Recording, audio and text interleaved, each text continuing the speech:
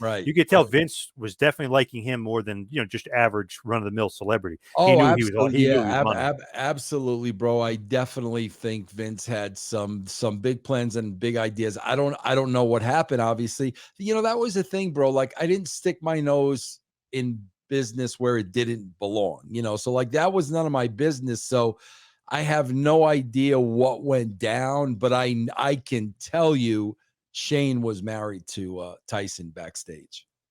How was Mike and, like, backstage and stuff? Was he nice to everybody and, Oh like, yeah, bro, he was great. The thing that blew me away though is, bro, he like had this entourage of a sea of people. Like whenever, like literally, bro, you would see like 20 people coming and you knew Tyson was right in the middle of that. So he had an entourage of people, but nah, bro, very, not standoffish. I mean, not no chip on his shoulder, really a down to earth, nice guy, very, very easy to work with.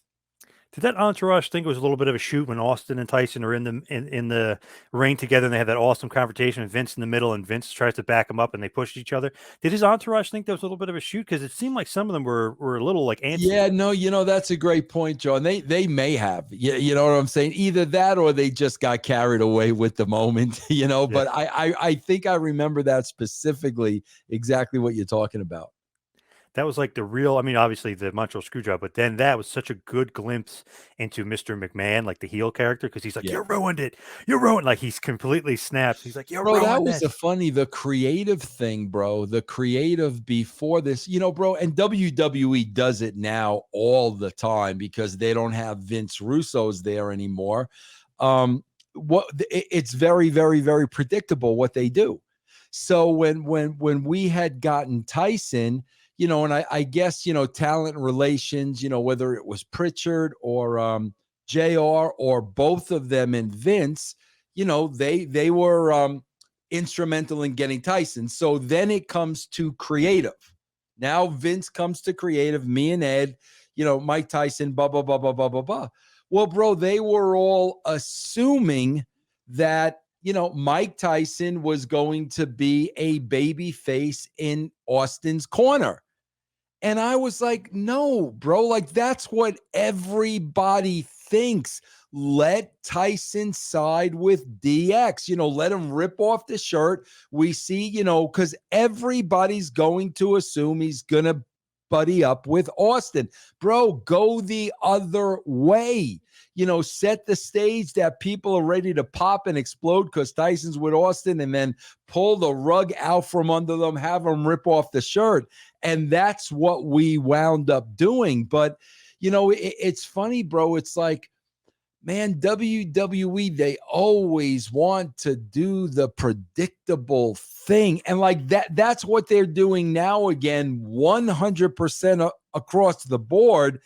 Bro, I was the opposite. I knew what the casual audience, I knew what they were thinking. And they were thinking Tyson was going to get a huge pop and be with Austin. And I'm like, no, bro, you got to go the other way. So thankfully, Vince listened. We went the other way, and I think it really worked. Yeah, that public workout was great too, and he kind of set the stage and had that big press conference and stuff. It was funny because you're like, wow, Tyson almost is like versus Austin. You know what I mean? It's almost like Michaels is kind of in the background. It's almost like Yeah, Tyson versus Austin. right, Was that the thought exactly. process? Oh, absolutely, bro. Just letting the imagination run wild. Listen, let's be honest. Mike Tyson would kill Steve Austin. Yeah. But at that point, Austin was so hot. Like, bro, you literally believed Austin could take Tyson in a fight. Like, that's how hot he was. So yeah, bro, why not let people think about that? What did Michaels think at this point? Because I know he's got the back injury. Does he like kind of maybe putting Tyson up on the pedestal, or was he jealous, like a little bit, like, "Hey, this is me versus Austin. This is my main event." Nah, bro. Sean was all about money. I mean, Sean was all about money.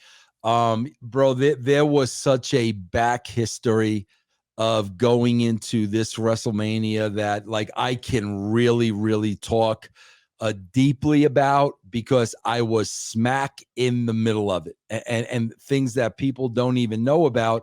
But bro, Sean was one of those guys. He sees Mike Tyson, he sees dollar signs. Mike Tyson is going to make me money. That's the old school way of thinking, bro, that doesn't exist today. So absolutely not. There was no ego whatsoever. Sean knew that Tyson was going to put a lot of attention on the match.